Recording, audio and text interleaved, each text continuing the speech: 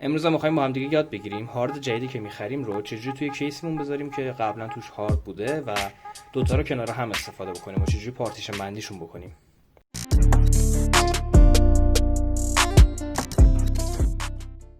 دوستان سلام، امروز می‌خوایم با هم دیگه هارد وسترن دیجیتال 2 ترابایت مدل بروش رو آنباکس بکنیم. آنباکس که چه عرض کنم، چون هارد که می‌خرید توی پلاستیک اینطوریه که روش گارانتیشه، یه دونه نمگیر توشه که هارد آسیب نبینه در اثر رطوبت و اینم سر پلاستیک هست. خب آنباکس شد و تمام. مشخصاتش رو اینجا میتونید ببینید. همونطوری که دارید میبینید مدل 5400 یعنی دور چرخشش 5400 و سرعت خاصی نداره. اما چرا این هارد رو خریدم؟ به خاطر قیمت مناسبش نسبت به همون سرعت و حجمش 1600 و مثلا اگه مدل های دیگر می‌خواستم بگیرم تا 2 یا حتی بعضا 2 ترابایت برای سرور تا 4 تومن هم بالا میره. ولی خب برای مصرف خونگی و فتوشاپ و اینا که من کار دارم این عالیه. الان خب چیزی که اینجا میبینیم فضای پشت کیسه که حالا این پایین ترین قسمت کیسه. کیسه قدیمی فقط از جلو میشه هاردو گذاشت، ولی کیسه جدید حالا مال من از پشت میشه گذاشت، بعضی هم جلوه. دوباره حالا هر کیس فرق داره، ولی اونجایی که هاردای HDD و SSD نصب میشن رو پیدا میکنیم. M.2 نه، اون رو مادر برده. واسه من اینجا دو تا جا داره، جفتش هم HDD میشه گذاشت هم SSD اگه معلوم باشه اینجا. و من بالایی و HDD گذاشتم، پایینی SSD، پایینی ویندوزه. حالا کاری که من میخوام بکنم اینه که SSD رو بیارم بچسبونم اینجا روی این فضایی که اینجا داره و هارد دیسک 2 ترابایتی که دارم و اینجا بذارم. خب حالا میخوام که دوتا هارد رو بدون اینکه به سیما آسیب برسه در بیارم، چون یکم سیما به هم پیچیده شدن. باید خیلی حواسم باشه که سیما آسیب نبینه.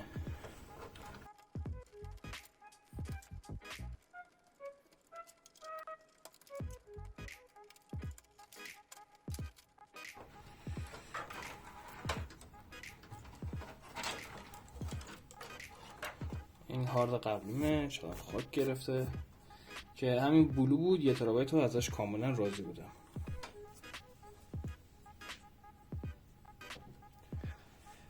و حالا SSDمون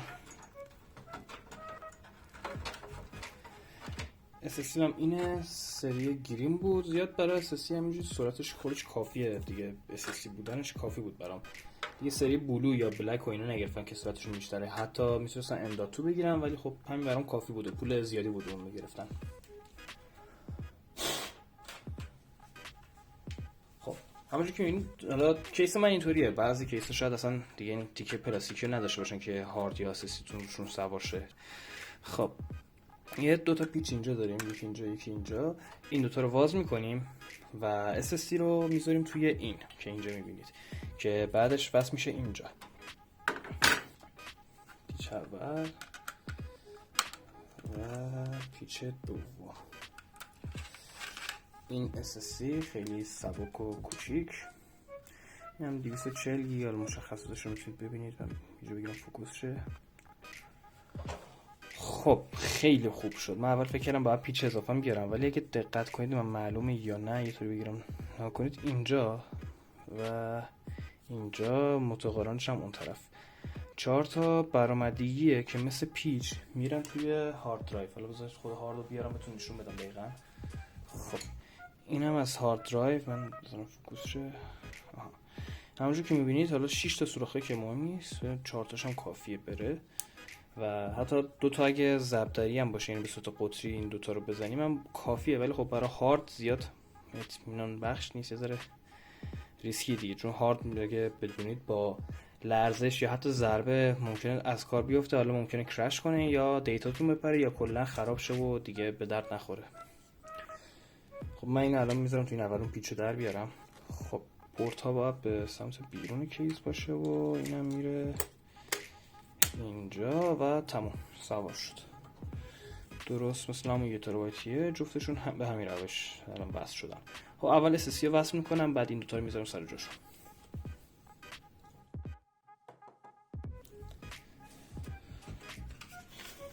خب برای وصل کردن SSD هم من کافیه که اینو بیارم و بذارینم پیچش به بالا میره اگه اشتباه نکنم. آره اینطوری میره. پس من این رو باید اینوری بذارم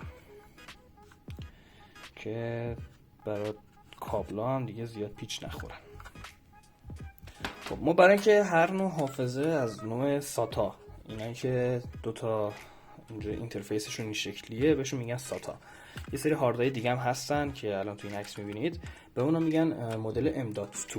اونا به خود مادربرد مستقیم وصل میشن، میرن توی مادربرد. اما اینا که الان دارید میبینید یه دونه کابل ساتا به این میخوره، فکر کنم برعکس بود داره، اینطوری این سرش وصل میشه به مادربرد و یه دونه کابل ساتا هم به اینجا میخوره، این وصل میشه به پاورمون که الان کیسو میچرخونم تا اول وصلش کنم به مادربرد. خب چون نشد کیسو برگردونم، این کابلا میرفت زیرش و کابلامو که حالا آسیب ببینن، فعلا من اینو یه ذره بالاتر وصلش کردم. اینجا وصل کردم، کابل ساتاش میخوره اینجا، از اینجا رد میشه میره وصلش به کابل ساتای مادربرد. اینو میذارم ساتا 1، 2 ترابایت هم میذارم ساتا 2 و 1 ترابایت رو میذارم ساتا 3. حالا زیاد فرقی هم ندارم ولی خب برای بایوس یکم بهتره. حالا این همون کابل ساتای پاور که میبینید، این یه دونه کابله که حالا چند تا سر داره خودش و با همین میشه همه رو به پاورمون وصل کرد. این فوکوس کنه فیشش رو ببینید چه شکلیه، اینطوریه. این کابل ساتای مادربرد، این هم پاور که کنار هم میبینید.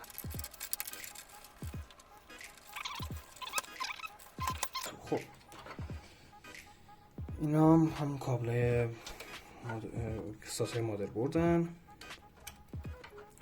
که وصلشون میکنیم. وصل شد. این هم کابل ساتای پاور، منبع تغذیه، PSU، حالا هرچی که بهش میگید.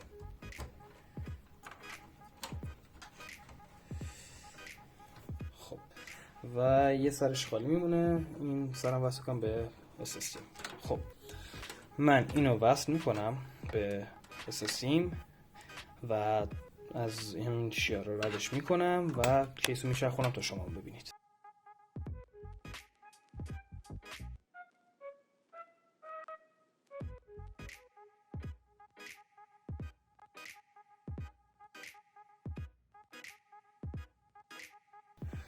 خب این اون کابل ساتا که رد کردیم، این هم خود SSD مونه که از اینجا معلومه و باید بره اینجا. یک میشه اولیش.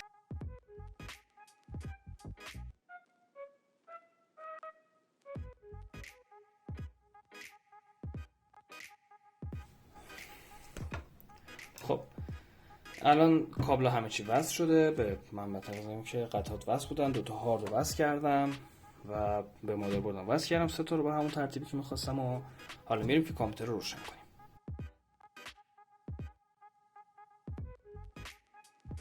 خب دوستان همونجور که دیدید ما هارد رو وصل کردیم، سیم ها رو وصل کردیم و موقع نصب مشکل پیش نیامد. اما اینجا توی دیس پی سی اون فضای جدید رو شناسایی نکرده.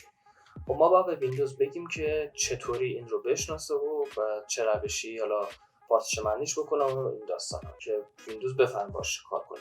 توی منوی استارت سرچ بکنیم دیسک منیجمنت و خودش میاد که create and format hard disk partitions. روش که کلیک بکنیم حالا خودش فهمید.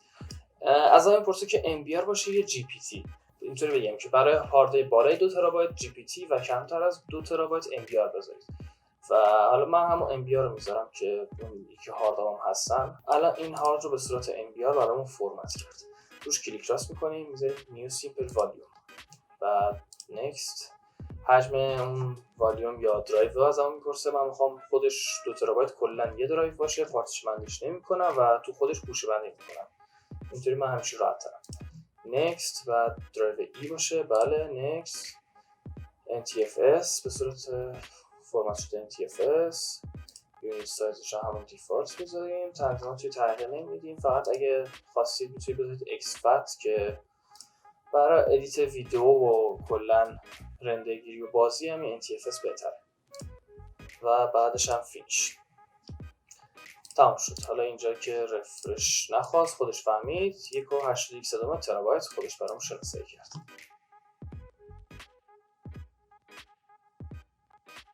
بذار خود هارد رو بیارم بهتون نشون بدم دقیقاً.